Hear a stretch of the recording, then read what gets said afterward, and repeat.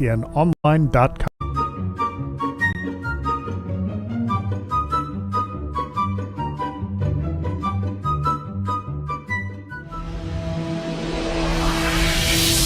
The following is a presentation of WLCN 96.3 FM and WLCNonline.com.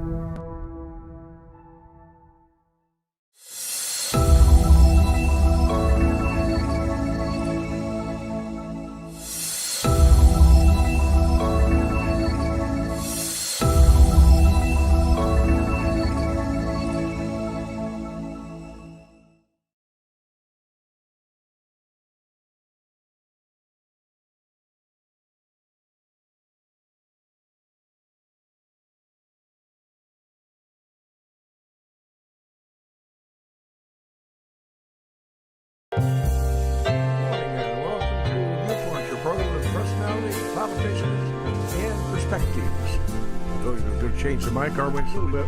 All right. Hey, testing 1, 2. You people out in Birdview, stand by for just a minute now. All right. The first thing, we always try to start Viewpoint with a kudo or two. We have the Route 66 garage sale coming up, and we have folks out there at the Christian Village where Gene and I reside that are pitching in to help Al and Judy Busick, representatives of the Christian Village, and they gave me some notes to talk about the upcoming Route 66 garage sale. And I believe that's in early June. Is that correct, Mr. Ash? So Judy gave me a handwritten note of what to talk about. A huge, just Judy's words, not mine, huge garage sale at Postville at the Christian Village. She says, and I quote, "Us old people got lots of stuff. Our old clothes are back in style again. Come and get everything from A to Z. Almonds to zebras, I guess, maybe. In any event, this is a fundraiser, Route 66 garage sale. I live in a very nice place, and there are a lot of people who are involved in the community, even though they're in a retirement center out there. So thanks to Judy and Al Busick for this reminder, and keep your eye peeled for the opening date. And I believe the sale is going to be at the Logan County Fairgrounds. Am I correct on that, Mr. Ash? Yes. All right. Fine. Thank you. All right. Let's get right down. Going to introduce. These guys came all the way from way beyond Springfield. Yeah, very far traveled individuals. And we got a 2-for-1 special today, so we have two guests instead of one. We have talking about the Lincoln Youth Center from the Illinois Department of Juvenile Justice. If you're watching on YouTube, on the left is Bill Peyton, the former Deputy Director of Operations, and on the right, Jeremy Burtis, the current Deputy Director. Trying to give you promotions there, I guess. Deputy Director of Operations. So, gentlemen, thank you for joining us. Thank you. Well, we've got the aardvark and the zebras. We have Mr. Peyton is not approaching my age yet, but he's moving along that direction. And we have a young fellow here, Jeremy Burtis. Jeremy, I asked you off air, and I've already forgotten it. So that's what happens when you get old. Your home is down in Southern Illinois, and Bill lives down there too. That's correct. That's correct. Harrisburg, Illinois, about 45 miles east of Carbondale. And Bill is probably wearing his Saluki shirt representing Southern Illinois University. Absolutely. And, they're doing well down there. They are. The university's doing well. I have several families that are family members that are graduates. Well, we're happy to have you gentlemen with us. It's Lincoln State School. It has been vacant for a number of years since the former Governor Bryan decided, in his ultimate lack of knowledge, to just close that thing. And he turned the key in the door, and that was it. And those buildings will sit there on the campus, deteriorating. And now apparently we're going to have some action out there that's going to make some use of land that the state already owns. That's correct. So let's tell us, who wants to take the lead on what's going on out at the state school here? Jeremy? I'll start it off All right, sir. And hand the baton. So I want to go back a couple years or so and our current governor's initiative for the 21st Century Transformation Model, which involves DJJ, Department of Juvenile Justice. And it's the holistic approach and the vision that we understand that our population, the youth that we tend to have different needs, right? And so part of that initiative is to create some space that we can house these youth in the central part of the state. Roughly 40% of our current population calls Central Illinois home, right? So without something in the central part of the state, you can see that those youth are having to be transferred and transported from the greater Chicago area down to the southern tip Harrisburg area, Saline County. So having said that, Mr. Peyton here, which was a former deputy director, set out on a mission to find some property for us that the state currently owns that would accommodate and meet our needs and our vision. And we did that with the Lincoln property that we have now obtained, which was formerly the Lincoln Developmental Center. So that project will entail remodeling some of the current structure, the current cottages or housing units that you might see, of those of you that live in the area that have driven by, in addition to the building or new construction of a 27,000 square foot space. I hate to refer to it as complex, but it's a space that will house a variety of entities that we want to have there to provide those services to the youth that we will house. And that would be education, mental health, programming services, substance abuse, so on and so forth. So that's kind of the quick snapshot of how we got to where we are here in your greater Lincoln area. And I'll pass it off to Mr. Peyton here, and I'm sure he can touch on some things that I left off. I want to ask one question. That's going to mean that we're going to have some employees on that ground out Absolutely. there. Closing of that was a major economic factor in this community. There was a big payroll. And Mr. Ryan really gave us a stab in the back as he went to prison, which I stood there and waved him bye-bye. But seriously, and I mean it seriously, that was an economic factor. So apparently that we're going to have another payroll in existence at the state school. Bill, go ahead, sir. Sure. Yeah, and just to that point, we're it's going to be somewhere between 90 and 100, we believe, new employees there, which is really a great. It's a great shot in the arm. But as Deputy Director Burtis said, it's been a venture. It's been a 3-year process of finding this, working with capital development to have a scope of the project, working with, the city of Lincoln.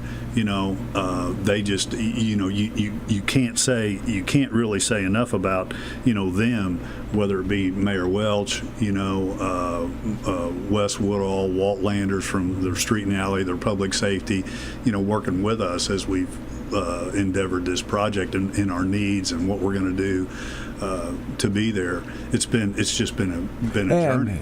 In that regard, we have two police officers, Sheriff Landers and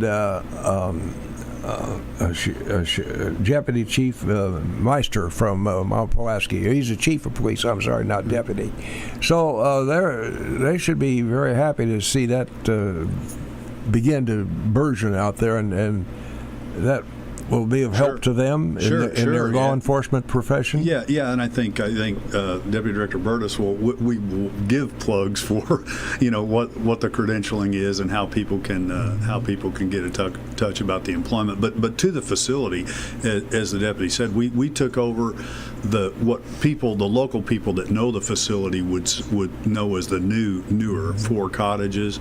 And it's just really going to be the idea is to make it into a residential setting that is much more like a college campus, where these youth, and we had talked off air, these youth that come to us that even the governor, is referred to them as press releases. These youth are facing huge challenges.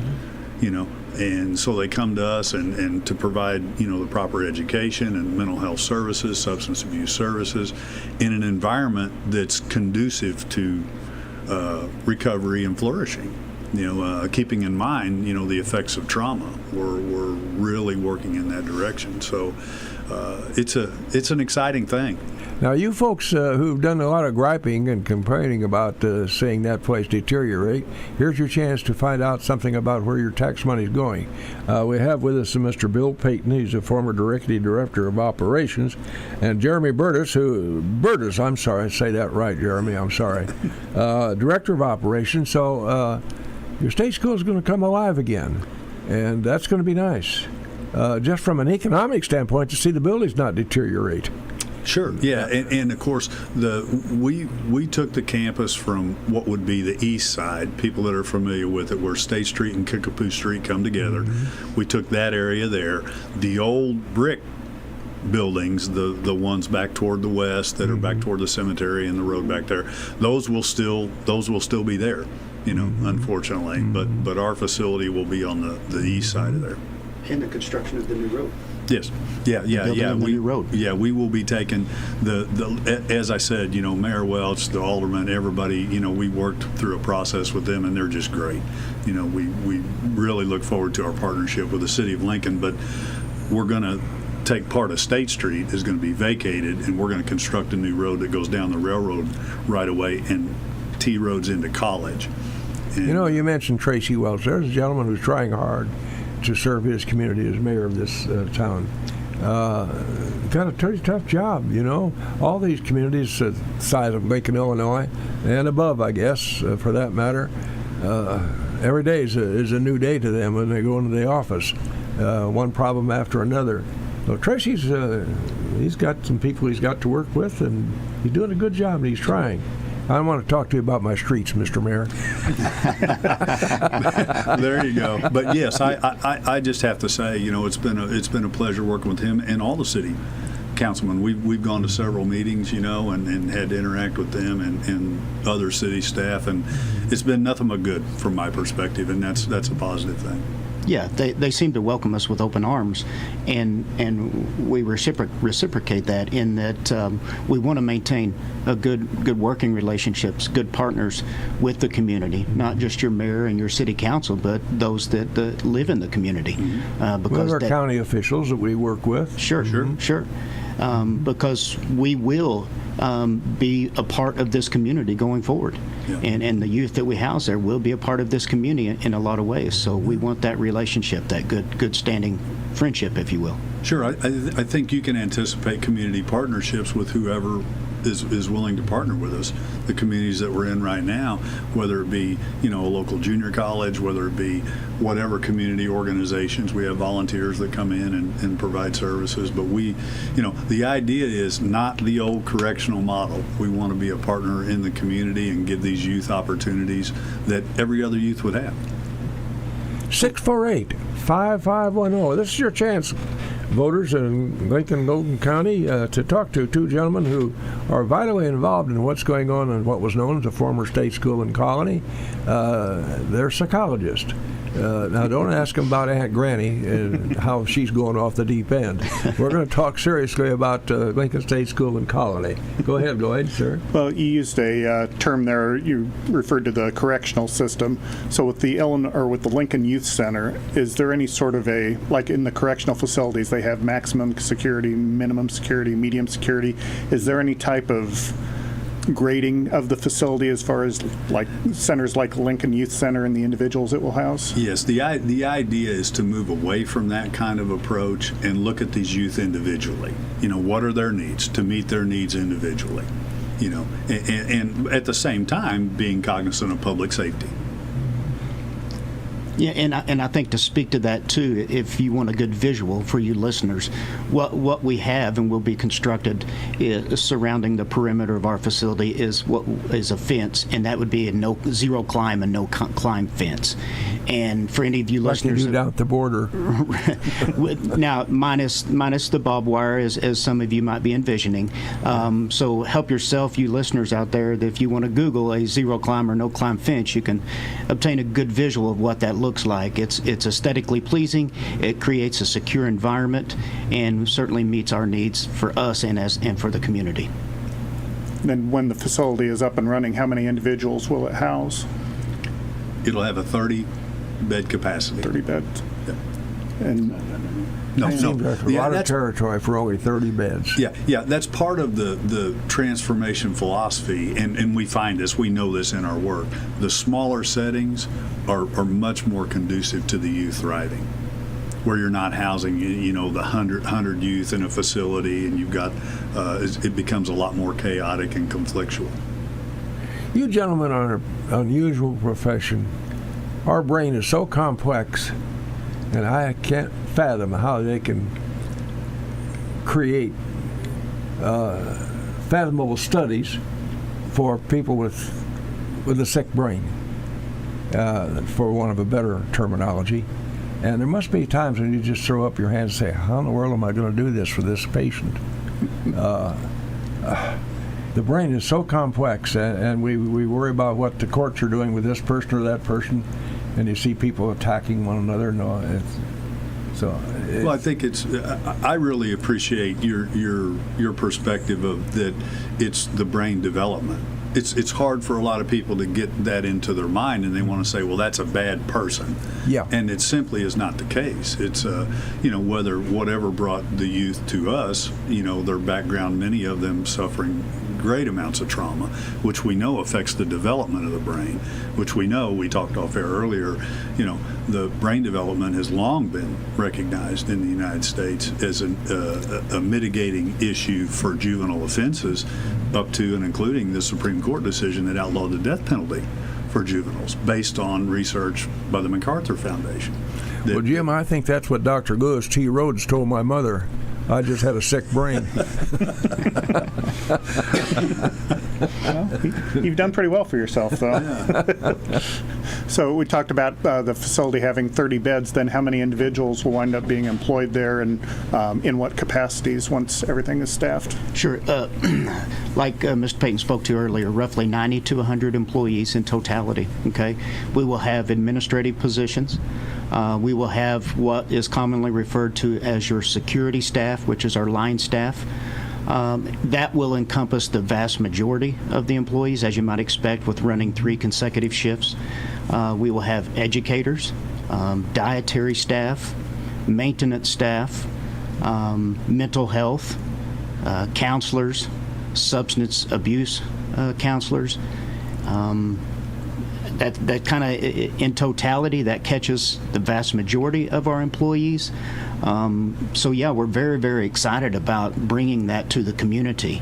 And I think it's okay to say, folks, the vast majority of the employees are going to have to come from this community, from this area. We're going to have to hire off the streets. Now, security.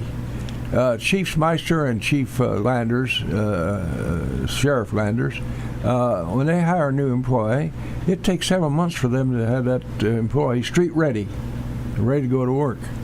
Now, your security is going to have the same type of training. Am I correct in that? That is correct. And for the history of the life of corrections and DJJ, when we separated from Department of Corrections, we've always maintained an academy, right? Yes. And it's a 6-week academy to where our cadets, at that time they're classified as cadets or interns, go to the academy and they learn. They are taught all the proper procedures, all the proper steps to take, how to engage with the youth, how to interact with the youth. Because let's go back to where conversation we had earlier. This job with juvenile and being security, per se, it involves a lot more than just using your physical skills, right? We've gone away from that because we don't always need the physical interaction. It's challenging yourself to be able to use your brain, engage these youth, build the relationships, right? And you start building those relationships and that bit of trust in our environment, then the end result is there's a lot less physical intervention, right? So yes, back to your question, we do have an academy, and then once they arrive to the facility, i.e. Lincoln, they will be in an intern status for X amount of months. So there's a lot of training and preparation that goes into actually turning them loose, if that's the right term to use. 648-5510 is your chance to talk to Mr. Bill Peyton and Mr. Jeremy Burtis, representing the Illinois Department of Corrections. That's not exactly correct, is it? Juvenile justice. Juvenile justice. Juvenile, yeah. Yes, you have a question. Hang on a minute. We may have a question. Or may not have a caller. Do we have a caller? Go right ahead, caller. Gentlemen, grab a headphone. Down by Here you are. Go right ahead, caller. Will the campus be co-ed? I don't know whether my headphone's working or not. So I'm sorry, could you repeat that? you go ahead. Yes. Will this be a co-ed campus? Oh, that's great. That's a great question. That's a great Yeah. question. Very The good. short answer is no. It will be a male-only campus. Oh, okay. Yeah. So it will be a male-only Yeah. campus. Yeah. All right. Well, thank you for that call. Once again, we have Bill Peyton, the former Deputy Director of Operations, and Jeremy Burtis, the Deputy Director of Operations for the Lincoln Youth Center, part of, as we just said, the Illinois Department of Juvenile Justice. And we talked about how many people will be employed there and in the different roles. Is there any sort of a timeline, or how will people go about if they are interested in that, in applying for those positions or seeing what's available? That's great. There is a timeline. We're looking to have it completed at the end of the next fiscal year. So read that as July 1 of 2024. The building completed, keys handed over. So what the hiring will look like is we will probably start in January bringing on administrative and like key positions like chief of security and some of our administrative positions, maintenance, to dovetail into the construction and develop the operations, procedures, and the cadence of the facility. And then I think you can realistically look for late spring, really push for hiring on all fronts, doing all the hiring and getting those in place. And as Deputy Director Burtis said, it's gonna be exciting because this is going to be a little bit different for juvenile justice. We haven't done it since years ago, like right after 2000 when they had Kiwani years ago, and we don't have that facility now. But we'll get to hire a class, bring them on, and train them at the facility. So we'll be training them. We won't put youth in them the minute we open the facility. We'll bring the staff in there and be able to train them right there. Shall I ask if they have an age limit, Lloyd? Go ahead. You're as young as you feel, I think. So seriously, it will take a little while to get people online to qualify to be at. What will you call this new facility? Well, we're calling it the Illinois Youth Center Lincoln right now, and that's because our other ones are Illinois Youth Center or whatever. But we, don't know. I mean, I think there's kicking around naming our facilities differently, kind of trying to get away from a more, institutional type feel. But so you folks who are coming from Springfield, coming up that hill and go past those vacant buildings, you can quit cussing now because we're going to have them operational, and we'll have something going of some substance there on the old Lincoln State School in Colony. I go back to when Dr. Bill Fox was administrator of the state school.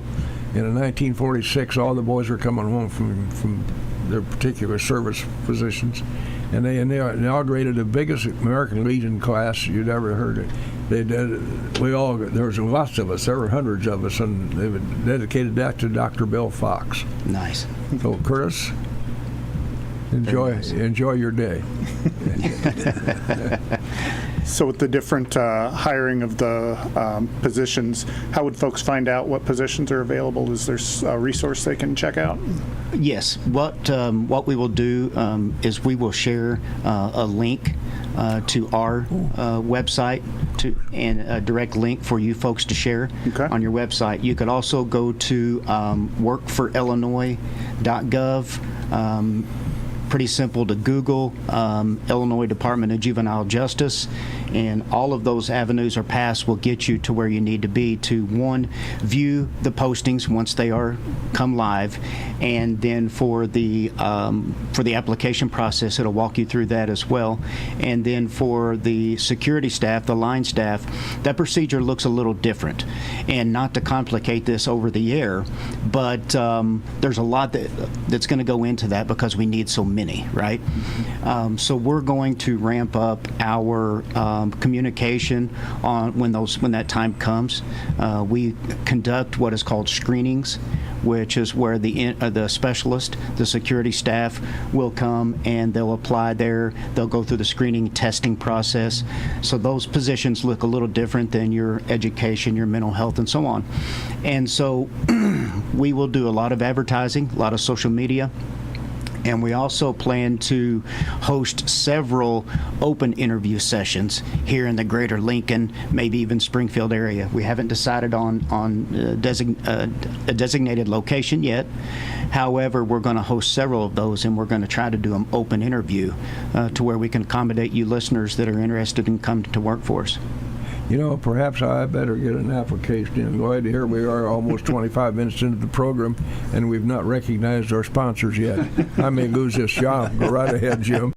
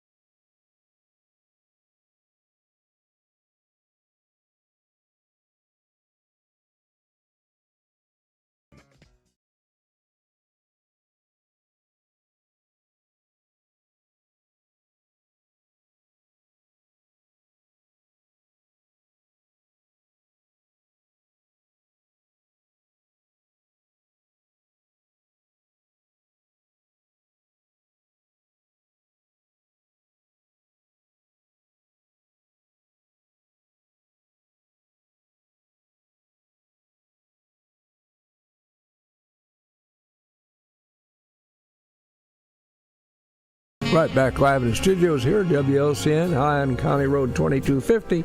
Our guest this morning, State of Illinois, Mr. Bill Peyton, former Director of Operations, and Jeremy Burtis, who's the Deputy Director of Operations. The subject this morning is the renovation and use of what we know as the Lincoln State School and Colony. It's sat there vacant for a long time, and we taxpayers swear at George Ryan as we come up along the fence all the time. That's going to be history. And we're going to have an economic factor back in the community. It's going to be rather substantial. So, Bill and Jeremy, we're very happy that you take your time, get a little windshield time this morning, and come and visit with us. Go right ahead. So, the Lincoln Youth Facility obviously will be here in Lincoln. Are there other similar facilities located throughout the state, and how many, and how similar to them will the Lincoln facility be? Sure. We currently have, minus the Lincoln, the new construction, we currently have 5 juvenile facilities throughout the state. We have it Chicago, St. Charles, Warrenville, Pere Marquette, which is our southern, and Harrisburg, which is our southern. Those take on a different look across the board because of the current space we are occupying at each of those individual facilities. From an external viewpoint, some have fence, some do not. Some are older historic structures. Some are relatively new, meaning your 1980s, right? And then our space in Chicago is that of a leased or a rented building that is, it's a bit cramped for our style, and that's another project we're working on. And I certainly have to give credit where credit is due, and that's once again our governor working with our department in this Rebuild Illinois bipartisan project, because we have been able to secure or work towards that vision that we have from the juvenile justice standpoint, and that's catering to or tending to the needs of our population. So that space and will create that ability to do just that. And fast forward to now with Lincoln being, it's going to be state of the art, folks. It's exciting. Having worked for the state of Illinois for over 20 years, this is something that we don't often get to experience from the taxpayer perspective, tax dollar perspective. And we are so blessed and so fortunate to be able to have this and bring this to your community. You will be very, very impressed and pleased from the aesthetics when you drive by in roughly a year from now. So we're excited. Hey, taxpayers, you can be happy. Here are 2 administrators whose head are down on the earth, not the head up in the clouds doing ethereal things. They're doing work for the state of for you taxpayers. Jeremy, you mentioned St. Charles. Has that not been a boys' center for a number of years? Yes, that is correct. I wish I could quote you, perhaps, Mr. Peyton. Yeah, I could tell you it was built just right after the 1900s. Yes. There you go. Right after 1900. It's been there for a long, long time. Yeah. A lot of older historic buildings and structure that's on grounds there. It's a really pretty campus. It's a beautiful area. And then you drop down to the south there at our Pere Marquette location, which is in Grafton, Alton area. And it's a lot smaller with respect to St. Charles, but some of the same really old historic structures are there on their grounds as well. It's pretty neat stuff. Yeah, it fits the model of the smaller and regional, facilities, and we're doing a remodel there that's similar to the Lincoln one, not near as extensive. But now, is it possible, gentlemen, in the court system that a judge can assign an individual to this new facility? Was that how that will work? How you will bring in new people, students, for one of a better word? Yeah, there will be, when youth are committed, they aren't assigned to a particular facility. That's our intake process, which is really, Deputy Director Burtis may want to say something about that, but because that's really in an evolution too of doing it more of the activities in the community on the front end. But anyway, that said, once a youth comes in, is assigned to the Illinois Department of Juvenile Justice, committed by a judge, then what we do is we do an intake process and then assign them to the appropriate facility. You can imagine if we say, we have 130 or 140 kids in care, and 40% of those are in Central Illinois, you can do the math real quick in your head and say we can't house them all at a 30-bed facility. So obviously the idea will be to try to focus on youth that are closer to this area, and read that from, Danville, Champaign, Decatur, Lincoln, Springfield, Peoria, So with the, again, not to go back to the Department of Corrections, but we often hear about how much overcrowding there is in the prison system and the Department of Corrections. Is there any sort of a similar overcrowding situation as far as youth centers go in Illinois, or how are things population-wise? Not at all. We're very stable from a population standpoint and our ability to manage our population. Our two larger facilities have more than enough. They have ample space if we got to that point. But with the statutes and laws that have changed and the structuring of juvenile justice as a whole throughout the state, our census has gone down drastically, and for good reason, over the past 10 to 15 years. There was a time when our system had well over 1,000 youth, maybe even 2,000. When I became the superintendent at IYC Harrisburg in 2012, we had almost 2,000 youth statewide, and today it's, like I said, it's between 100 and 150 is where we run. Jeremy used the magic word manage. And it occurs to me, Lloyd, that we're sitting here with a couple of gentlemen who are directly involved with managing a new facility. Mm-hmm. And that's going to inure to the benefit of all over the state of Illinois, from Cairo to Rockford, not just Logan County. Sure. You also mentioned earlier about there might be opportunities for community groups or folks in the community to establish some kind of partnerships with the facility. Can you give us any kind of examples of types of partnerships that maybe exist at other facilities, or things that you might be looking to add? Sure. We have existing relationships with local community colleges, with local colleges in the Chicagoland area, with community organizations. New Life Ministries is a big one. In the Larry's Barber College in Chicagoland is a big partner.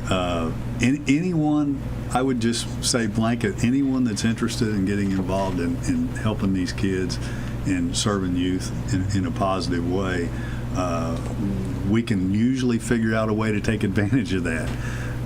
Because even if it's as simple, and I know Deputy Director Burtis was a superintendent also before he took that position, any opportunities we can get. We've taken kids out to local food banks to volunteer, to carry things out for people, to help stock shelves, to do, just community-oriented things. 648-5510. Ladies and gentlemen out there in the listening world, this is your opportunity to find out what's going on at the old Lincoln State School in Colony. Good things are happening, and by the first of 2024, you'll see some real action out there. As a matter of fact, by the end of this summer, you're going to see action out there, getting buildings renovated, new buildings being built. So it inures to our benefit as taxpayers that good things are happening. You don't sit there and wring your hands and get mad at the governor. We have a new governor now, been with us a while. He's obviously working with this department, and they're serious about doing something good at Lincoln State School. Mm-hmm. Absolutely. So you had mentioned, I think you said July 1st, 2024 as being a target date for handing over the keys.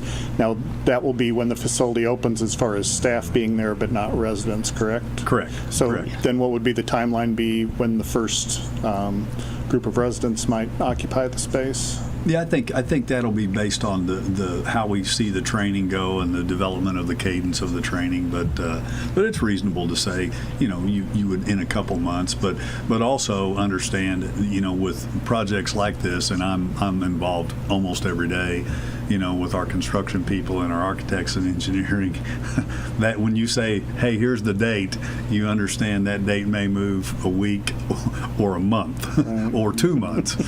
But because we have meetings constantly, every week we have an update meeting, and every month with CDB. So it's you run into this, that, or the other when you're doing stuff like this. What's been the most rewarding part for both of you, of your positions and working within the Illinois Department of Juvenile Justice? Certainly, well, I guess that's a two-way street. One, people often want you to reflect on what they may have done that you've seen from a positive light for the youth that you provide care to and try to reshape their lives. And also there's the staffing perspective, your employees, right? And I get as much gratification out of seeing an employee that has worked with a young individual and seen a positive outcome, and then kind of celebrated in so many ways that, hey, I was a part of that. And so now in the viewpoint that I currently have in my role now is getting as much enjoyment out of that. And trust me, along the way in my career, I was blessed to have various examples or opportunities to work directly with the youth or indirectly and see some positive outcomes, especially once they go back into the public setting, right, and live a fruitful life. But now it's from that viewpoint of living that through an employee, right, a security staff or a counselor or whoever, and that knowing they are getting that satisfaction or that gratification from the work that they did with the youth. So it's looking at it through that lens for me now. And, You know, gentlemen, in the off-air conversation, we mentioned the department, maybe it was on air too, Lloyd, Department of Children and Family Services. Mm-hmm. That has to be a frustrating job because you're dealing with so many unknowns daily, and you're dealing with people who are sick brains, and family members who are not qualified to help. That's got to be really very, very frustrating, and you get down and put your head down at night and says, boy, I'd sure like to get rid of this day.